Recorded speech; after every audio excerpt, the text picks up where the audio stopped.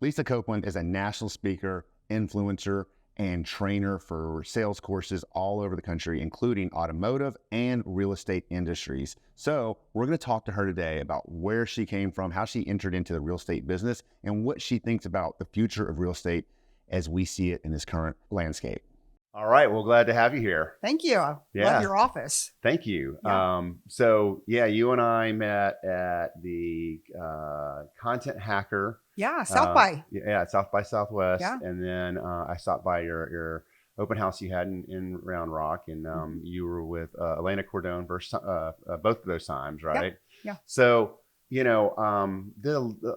at a lot of the stuff. I've known your name for a while. I know you've been a staple in Austin and Temple, right? Belton, area for 30 something years, right? Yeah. And so you started off in the automobile industry, is that right? I did. And was that in the Belton area? No, so I lived in Williamson County for 32 years. Then COVID hit, and I had a guy come knock on my door and offer me a ridiculous amount of money for my house. So I sold it like any good capitalist would do. Yep. And moved to our ranch, and then decided to build a house up on Lake Belton. Okay. So, so really my roots are in Williamson County. Yep. So I owned the Fiat Alfa Romeo dealership in Austin. Okay. So I owned the one at the Domain, and then I owned the one out on 183. And how did you get into that? From the sale of that house? No, God, no. Okay. No. So it was 2011. So I'll take you back. I want to hear everything. Yeah.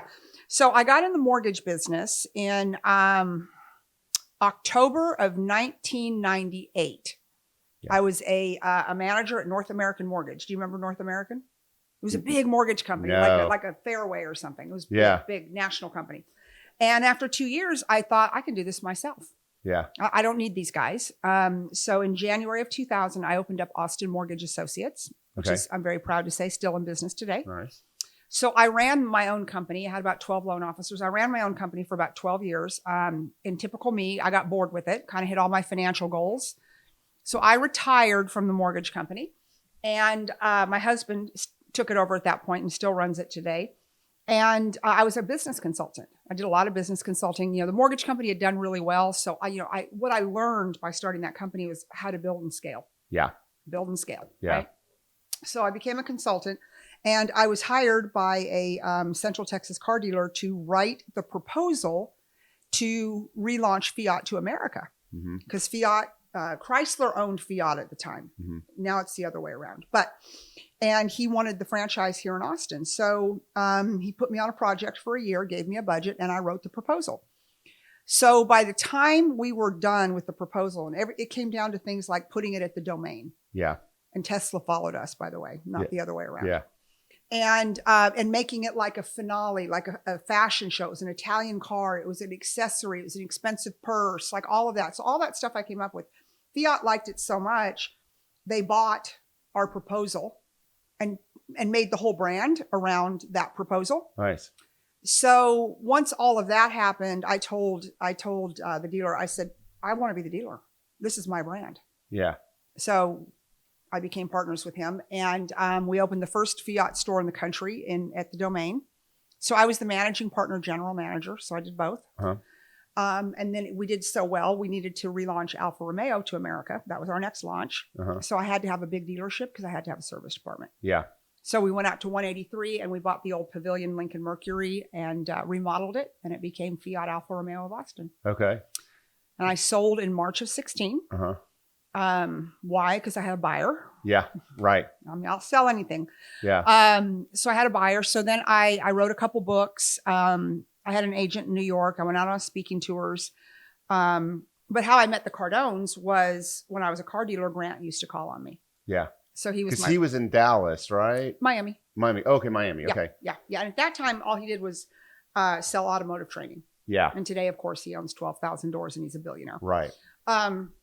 So COVID hits in March of 2020, and I am in Chicago on the stage closing for Atlas Van Lines. I was their closing keynote speaker. Yeah. And the meeting planner met me backstage, and she said, you need to go now. We're going to go get your suitcases, and we got a car here, and we're going to take you to the airport. I'm like, no, I've got a big meeting in the morning Yeah. with your guys. Like, I'm going to sell them a big consulting package. Yeah. And she said, no, Chicago's going on lockdown. Uh-huh. I'm like, from what? Yeah. And she's like, coronavirus. I'm like, what's the coronavirus? Like, true story. Yeah. So I get to O'Hare, and I mean, like, I call my husband, and like everyone's in hazmat suits. I have nothing. I'm so freaked out. I fly into Austin. The bands are playing. People are running like nothing had ever happened. Yeah. Right. And so within 2 weeks, my agent called me, and we had 27 speaking gigs canceled. Wow. Because I was a corporate speaker. So I spoke all Fortune 1s and Fortune 5s on really how to break through for sales. Yeah. You know, I'm a sales expert. My team in the automotive industry broke the world sales record in automotive. So I'm a sales expert. Yeah. So anyways, all of that being said, my agent said, I go, well, I wonder what I'm going to do. Like, not even from a money standpoint, but like, what am I going to do? Like, I'm not going to sit in this house Yeah. while everyone else is sitting home. Yeah. So my husband said, well, why don't you come back to the mortgage company? I'm like, I've already done that. I said, check. Yeah. Not coming back. I never go back. That's just who I am. So I thought, well, the only thing I haven't done, I owned an insurance company. I owned a brokerage, financial services brokerage that was tied to my insurance company. I owned a boutique in Round Rock called Enjoy Boutique, Austin Mortgage Associates, the car dealership. I'm like, the only thing I haven't done was have a real estate license. Yeah. So I kind of told my agent that in jest. I said, I think I'm going to get a real estate license because I own a mortgage company. So I'll probably sell a house a month. Yeah. Sure. Right. And within, I don't know, 2 or 3 days, he called me and he said, Tarek El Moussa wants to meet with you from HGTV. Oh, wow. And I go, how do you know Tarek? And he goes, oh, well, we represent him also. Yeah. And he wants to meet with you because I told him about you, and I told him you might be getting a real estate license, and he wants to build the biggest team in the world. Okay. So Tarek called me, and we met in Dallas. And that was before people, like, you almost had to have papers to be on the road. Yeah. You know, like a reason you were going somewhere. Yeah. Right. So I took the email that Tarek wanted, that we were meeting in Dallas, because that's where he could fly into in his private plane. Yeah. So that we were going to meet in Dallas. And we had a big meeting, me, Tarek, and Haas Pratt, who I just adore. Yeah, I did some training with Haas Pratt a long time ago. I love Haas Pratt. Just love him. And at that meeting, they said to me, you know Grant Cardone, right? And I said, yeah, I know him very well. And they said, well, why don't we manifest getting the Cardones onto our team? Now, at this point, we didn't even have a team. Yeah. It was me, Tarek, and Haas. Yeah. But we manifested Cardone, which we were able to finally put together 6 months later.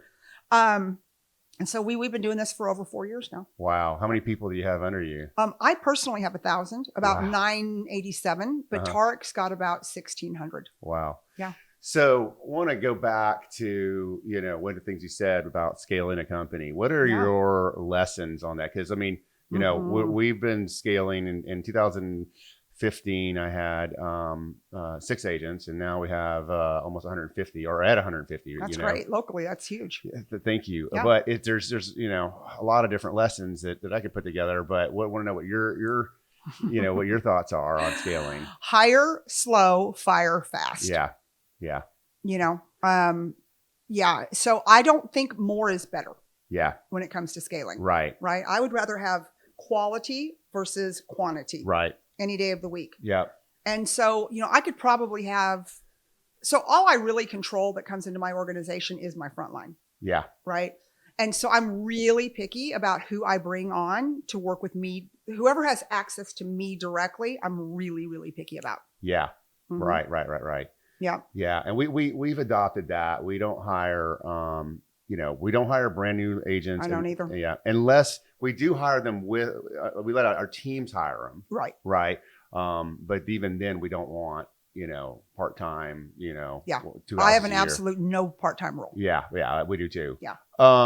And then, so what about like leadership teams and stuff like that? What is your stance on like putting together a good leadership team? Yeah. So, I believe it's leading by example, and I really got a good taste of that when I was in the automotive industry. I had about 150 employees at the dealership, and I was there every day doing the work alongside them. And I never ask anyone to do anything I won't do myself. Yeah.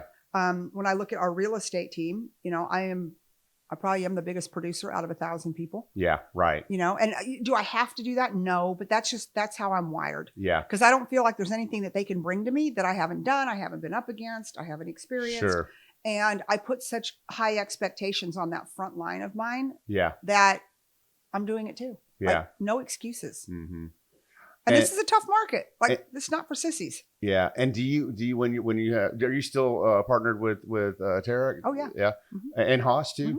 Okay. Yeah. Yeah. I know Haas has done, I mean, I took one of his. I love those guys. Like, they're like my brothers. Yeah. Haas is probably the first real estate training that I did. God, it's probably he's the listing boss. Yeah. It was probably 12 years. He's so talented. Maybe 15 years ago. Yeah. He's so talented. Yeah. Mm-hmm. And what about, do you guys practice any like framework like EOS or like for leadership? And EOS is entrepreneur. Okay. It's like, we have a hour and a half meeting every week and just makes us really kind of nimble for that. But that's good.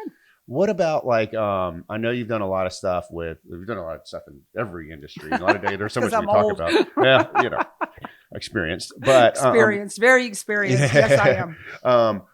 And so you've taught a lot about sales. What advice do you have people for their, maybe they're lacking in their delivery and they need to, do convert more, convert better. What do you say about that? I think you have to always be working on yourself. Mm-hmm. So even somebody at my level who, I've slayed a lot of really big dragons. I still constantly improve myself. So, I go to sales seminars. Yeah. I follow Cardone. I always have.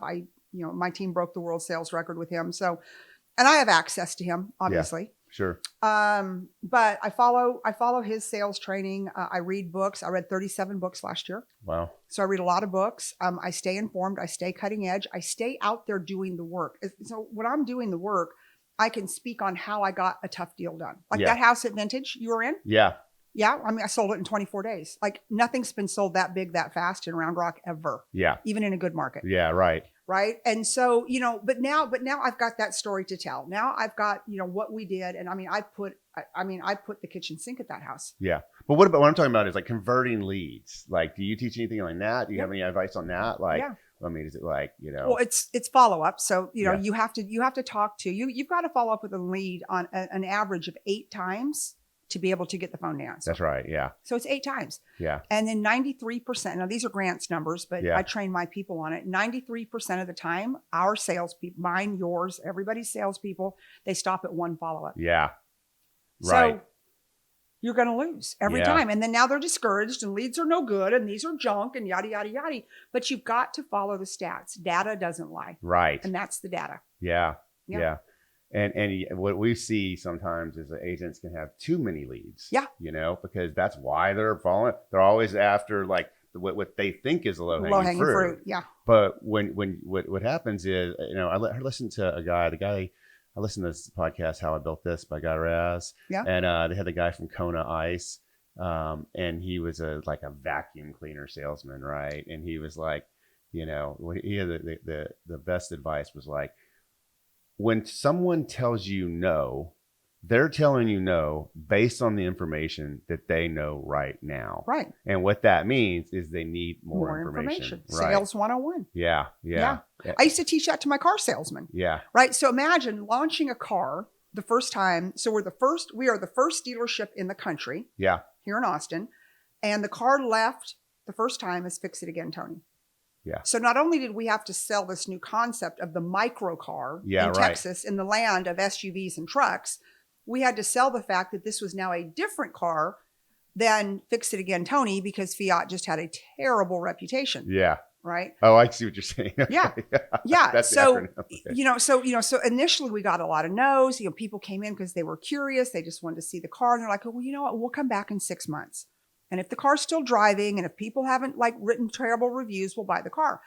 And my salespeople would get very discouraged. And I said, guys, we're not giving them enough information. Yeah. Okay. We're not digging deep enough. You need to find out what they think they know about the car that was built in 1970. Okay. Yeah. You need to find out what they think they know, what they think they want, what they've heard. And then you've got to go deeper and you've got to give them more information to the point where the minute you can combat every one of their,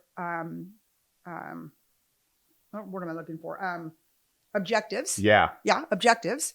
Then at that point, we will make a sale. Yeah. And you do that by asking the right questions, right? And you just keep asking. Yeah. And you keep asking. And salespeople don't like to ask because they feel like they're being intrusive. Well, I feel like I'm bugging them. I'm like, no, you are helping them come to a buying decision, either a yes or a no. But nobody can make a good decision without all the information. Yeah. And I tell, some of the people you think are going to be the great salespeople are the ones that talk too much. Yes. Shut up after you get a yes. Yeah. They say yes. Yeah. Yeah. Yeah. Right. And you got to ask questions. You got to look, what is it people, want to hear the most? What channel they listen to? What is the acronym? FM, what's W, what? WII. Oh, what's FM. in for me? Yeah. So, No, I know. I think car sales like if you're looking to hire agents, I'll tell you, I look at, of course I look at resumes, but if somebody's been in car sales or insurance sales for a long time and was fairly successful, I will give them a shot as a new agent. Sure. Yeah. I've done that before too. Yeah. Yeah. Right. Especially car salespeople. They're used to the hours, they're used to the weekends, and they're used to rejection. Yeah. And that's where a lot of salespeople in real estate fail. I mean, how many times a day do you and I get rejected? A lot. A lot. Yeah. Right. And we get no's, and we're very experienced, and we have the resume, and people still tell us no. So, it gets down to stats. So the other thing that we try to do for my team is that, we have the stats. And so we know if you follow up with 22 leads, that one of them is going to turn into a sale. Yeah. So that's just our stat. So, so when I've got someone call me and they're bummed out and they're like, oh, I'm like, okay, how many leads did you follow up with? How many times have you done it? Okay, you are 4 leads away from a sale. Yeah. Let's go. Yeah. Right. So data drives success. Mm-hmm, mm-hmm. And so, since you pivoted into the real estate industry, are you? You obviously do training with Grant. You do. Does Haas still do training? Yeah. Okay. And then I do it, and Tarek does it. So all 4 of us. Okay. And so, what kind of are you still speaking now? Yeah. All the time, huh? Well, not as often as, so what's crazy, I told you about the 27 contracts we lost in 2020. Well, I was under contract. Oh yeah. So so since 2022 through, I think the end of 2025, they've all been rescheduled. Oh, cool. So, okay. Yeah. So I have to go back out. I have to fulfill the contract, but I'm not out really looking for new speaking gigs. Yeah. And it's too much. Right. And those were mostly mostly automotive. No, corporate. Oh, cool. Yeah. Okay. Yeah. What kind of things do you speak on when you speak? Sales. How to get unstuck. Yeah. So typically who hires me, who reaches out to my agent, is a VP of sales. It's their sales conference and their sales team is stuck. Yeah. Right. We look from progress from this year to last year, they're stuck. Mm-hmm. So I train or I speak on how to get unstuck. I talk about how to break a world sales record, even when you are the smallest, most insignificant brand on the planet. It's about your people. It's about data. It's about persistence. It's about follow up, and things like that. Yeah.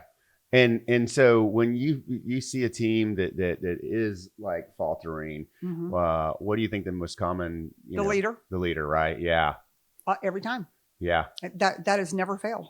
It's the leader, because what happens is, and it happens to the best of us, right? Sure. And leaders need leaders. Excuse me. So leaders need leaders. So people would think to me, they'll say to me, well,